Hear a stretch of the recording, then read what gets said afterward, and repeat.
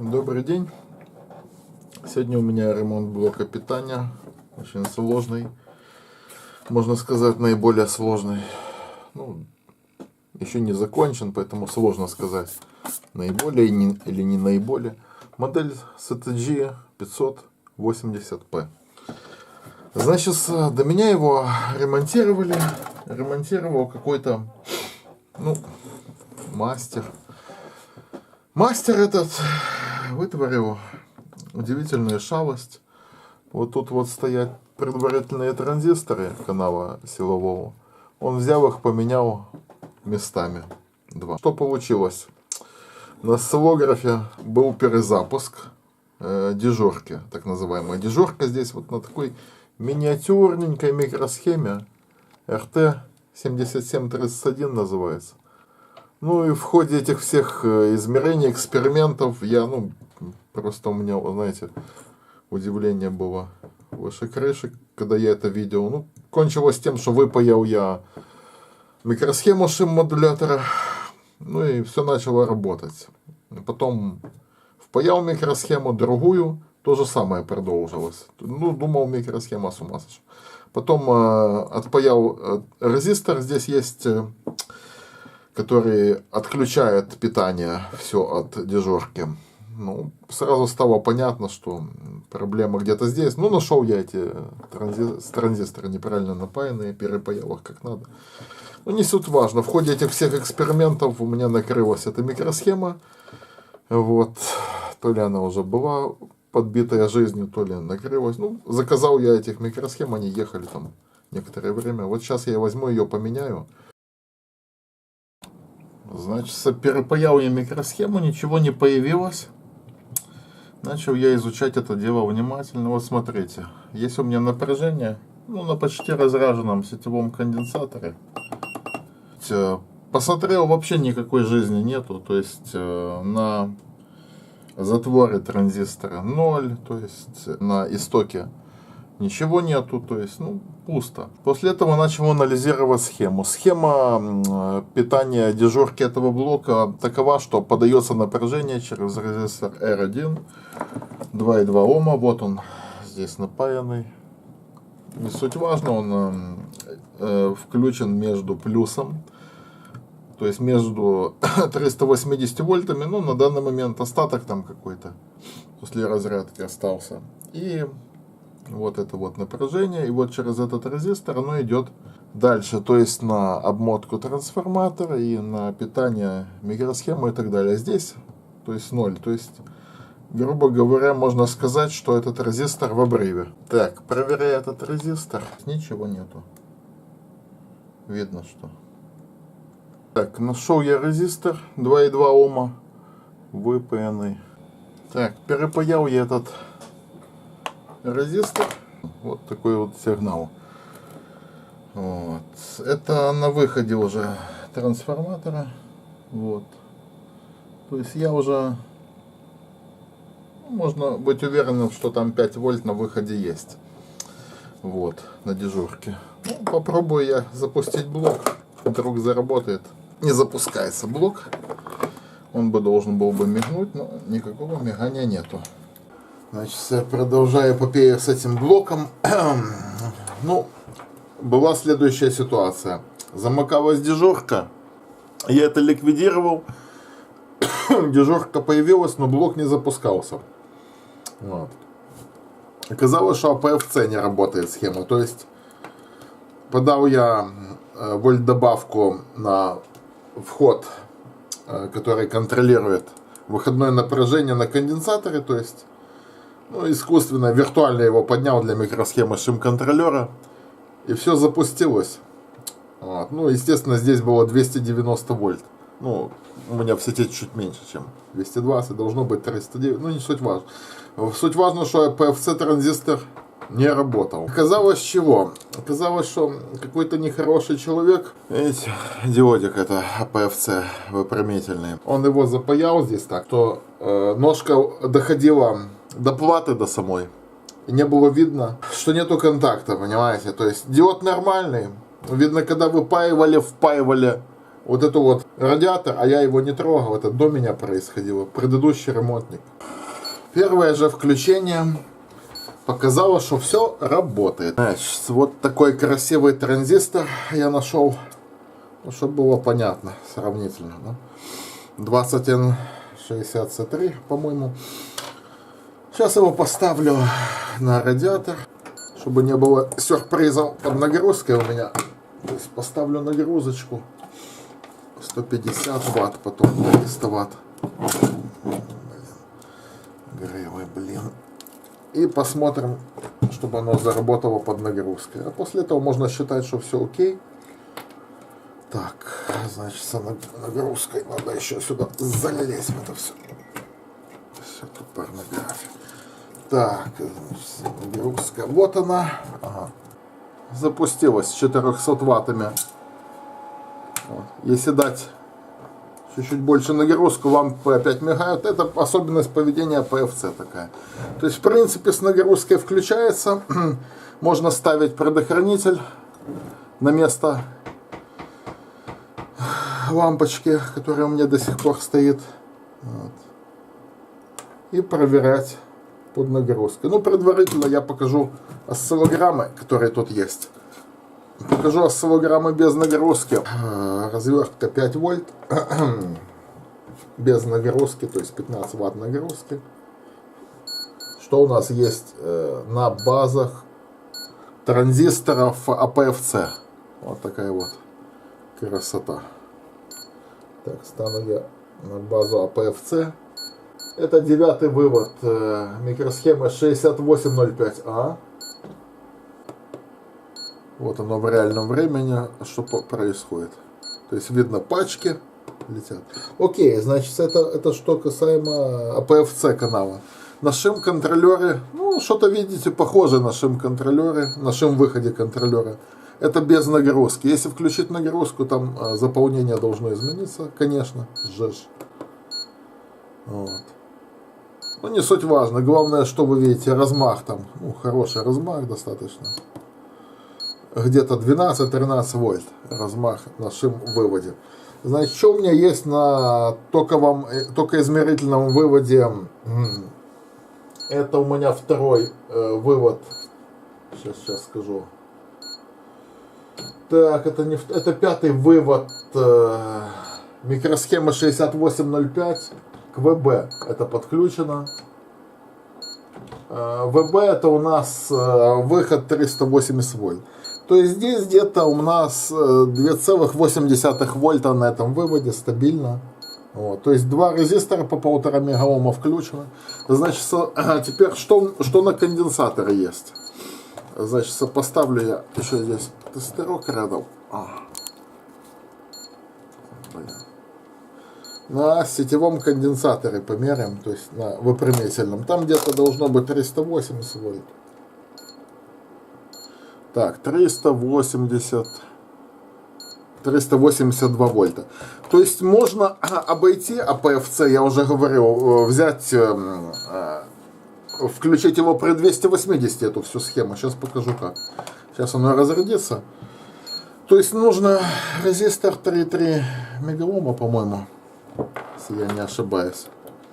Вот. И его включить просто параллельно там этим двум. И получится работа без АПФЦ, грубо говоря. Так, что у меня есть? Есть 3,3 мегаома резистор. Значит, смотрите, фокус такой случайно обнаружился. Значит, включается между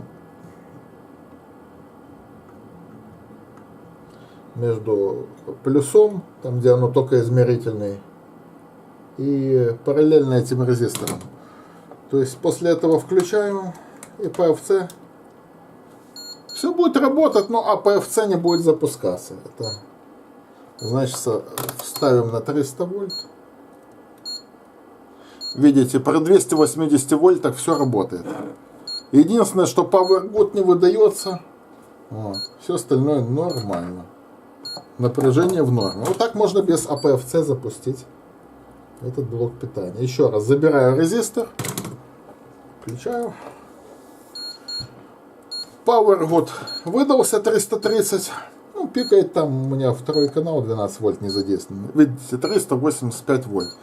То есть без Power Moda 6805 в принципе нормально запускается. Так. Единственное, что нужно подать на вот этот вот вывод ВБ, который вывод номер 5, чуть-чуть большее напряжение с 3 и параллельно 3 мегаома, там 1,5 мегаома где-то было. Вот, а второй резистор делителя, вот, а второй резистор 19,6 килоома. То есть сверху стоит, когда 3 и 19,6 снизу, средняя точка идет на вывод 5 ВБ. То есть оно определяет, что есть это напряжение там 300 вольт. Но если вы это верхнее плечо уменьшите, оно фактически напряжение повысится и будет даже при 290 работать. Вот. Значит, ну что еще показать? Что показать? Значит, выходные пульсации, в принципе, в таком виде, ну, конечно, можно посмотреть, но наводки очень большие самого импульсного трансформатора, я не знаю, я не рекомендую это смотреть. Вот. Либо иметь специальный прибор нужно, либо не заниматься этой ерундой, знаете, натуральной. Вот. Потому что здесь будут наводки импульсного трансформатора, они будут подаваться на этот осциллограф. Поэтому, чтобы смотреть наводки, лучше заэкранировать, то есть поставить в корпус это все дело и проверять. Окей, покажу я еще осциллограммы при включенной нагрузке. Напоминаю, что все идет через две лампы, сейчас 400 ватт общей мощности. Вот. Вы должны увидеть. Так, запустил я эту нагрузочку. Так, выключу нагрузочку.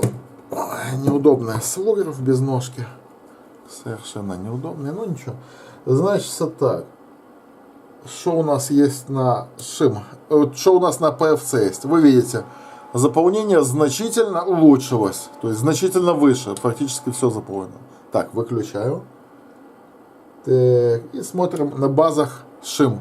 На базах ШИМ вы видите тоже заполнение значительно увеличилось. То есть практически все заполнено.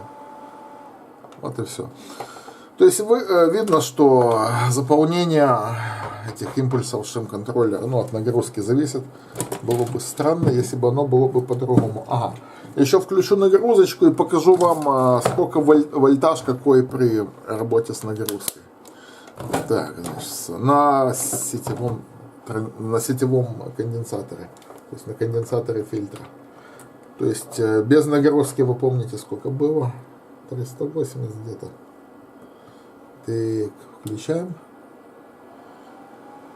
Видите, при нагрузке 390 вольт. Все честно. Ага, что еще осталось? Еще дежурку я не показал, как она выглядит. Значит, ну, дежурка, понятно. Отключаю я нагрузку. Блин, сгорелый. Вот такой осциллограф замечательный. Упал и отключился. Ну, ничего. Не контачит, там что-то. Батарейка. Так, значит. Включу я на 2 вольта.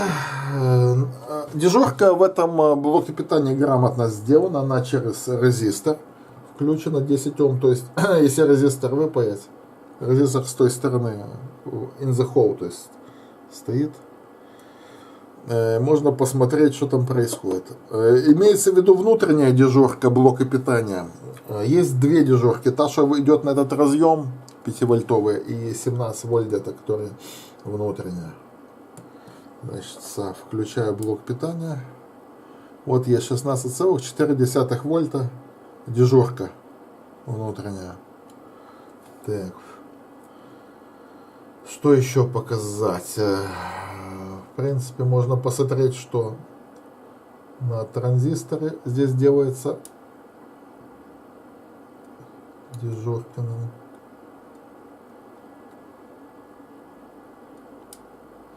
Так, не видно ничего хорошего.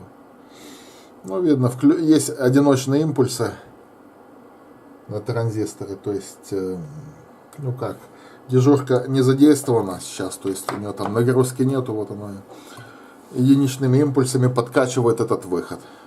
Микросхема здесь, ну, умная ШИМ-контроллер, она в принципе, не дает все время работать. Окей, разряжу я конденсатор.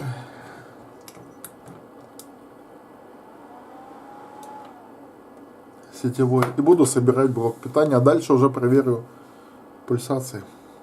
Так, я пару раз показывал, как я чищу эту плату. Вот, после сборки, после ремонта. То есть я обычно ее спиртом прохожусь, зубной щеткой старой. Все никак я новые не куплю. То есть я сначала все защищаю, а потом прохожусь спиртиком. После чего продуваю это все компрессором. То есть, в принципе, после моего ремонта, ну, можно сказать, что здесь что-то паялось, там где-то, может, дорожка где-то отсваивается изредка. То есть, ну, так, в принципе, по виду сказать сложновато, что был ремонт. Потому что все очищается. Делается это исключительно из уважения к следующему мастеру. Не к клиенту. Клиенту на это, извините, все равно. Вот. А вот мастер, который, не дай бог, этот блок где-то там попадет в очередную грозу, там где-то ему дадут нагрузку или перегреет, он сгорит. И следующий мастер, который полезет уже в него ремонтировать, поймет, что было зачищено все, то есть все было красиво сделано, а не абы как, знаете. То есть вот плата в зачищенном виде, она достаточно красиво выглядит. То есть все эти следы канифоли забраты. Значит, дальше продувалка у меня идет. У меня тут компрессор стоит уже.